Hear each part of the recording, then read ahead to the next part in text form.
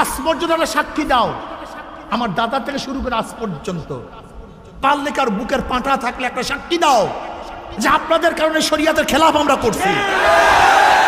একটা সাক্ষী দাও, দুইটা সাক্ষী দরকার নেই, দুইটা সাক্ষীর দরকার নেই, একটা সাক্ষী প্লেস করো যে আপনাদের জামাতের সাথে থাকার কারণে, আপনাদের দলের সাথে থাকার কারণে, আপনাদের কারণে শরিয়াত লঙ্ঘন করছি, আপনারা লঙ্ঘন করাইছেন, একটা সাক্ষী দাও।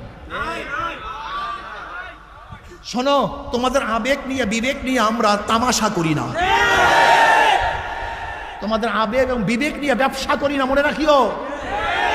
তোমাদের আবেগ এবং বিবেকের সিঁড়ি বানাইয়া ক্ষমতা দেওয়ার চেষ্টা আমরা করি না। তোমরা ভাবছো কি তোমাদের ব্যবসা করি? তোমরা একজনও থাকলে ওরা চর্ম নাই, আমাদের কিছু আসে যায় না। আমি একজন ভালো ব্যবসায়ী, এই তোমাদের সাথে সাথে ঘুরবো কেন সারা বাংলাদেশে? হ্যাঁ, এই তোমাদের আবেগ বিবেক নিয়া, তোমাদেরকে সিঁড়ি বানায়া, তোমাদের মাথার উপরে পাড়া দিয়া ক্ষমতা দেওয়ার চেষ্টা আমরা করি না। ভালো মতো মনে রাখবা, তোমরা কে থাকবা না থাকবা এই টেনশন আমরা কোনোদিনই করি না। আমরা কি চাই? আল্লাহ বলা লোকদেরকে আল্লাহর সাথে মিলাইয়া দিতে চাই। যে মিলতে চাও সে আসবা, যে মিলতে চাও না ভাগবা। আল্লাহ কিয়ামতের মধ্যে আমাকে জিজ্ঞাসা করবে নাকি কয়জন হেদায়েত করছো? পারলে কোন আলেম বলেন, আল্লাহ পাকে প্রশ্ন করবে কয়জন হেদায়েত করছো? আল্লাহ পাক কি বলবেন? সত্য দাওয়াত দিছু কি দাও নেই? ভণ্ডামি করলি কেন? দুই নম্বরই করলি কেন? হক আওয়াজ হবে কেন? এই প্রশ্ন আল্লাহ পাক করবেন।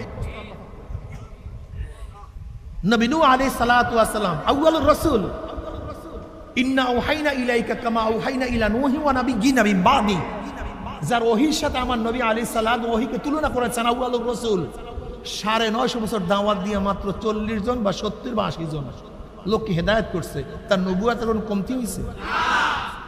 ইসলামের দরকারটা কি? এত মুজাহিদের দরকারটা কি? এত মাঠ বাড়া লোকের আমার কোন ছাতা আসে যায়? এত মাঠ বাড়া লোক দিয়া কি লাভ হবে? মাঠ বাড়া লোক দিয়া, মাঠ বাড়া লোক দিয়ে লাভ নেই। যদি একটা লোক তৈয়ার হয়ে যায়, ওই একটা লোক কিয়ামতের ময়দানে হয়তো বা সুপারিশ করবে, আল্লাহ এই তোমার ওই বান্দা আমাদের জন্য বহু চেষ্টা করছে, বাস এইটাই কামিয়াবি, এইটাই কামিয়াবি। নবী আলাইহিস সালাতু ওয়াস সালাম গর্ব করবেন, মাওলা হে আমার এত উম্মত, আদাল্লু আলা খায়রান কাফাইলিহি।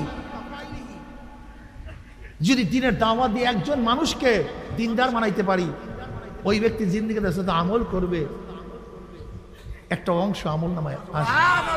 এইটাই তো টেনশন। তোমাদের বিবেক এবং আবেগকে কাজে লাগাইয়া তোমাদের গোমরা করা, ইসলামকে ধ্বংস করার চক্র।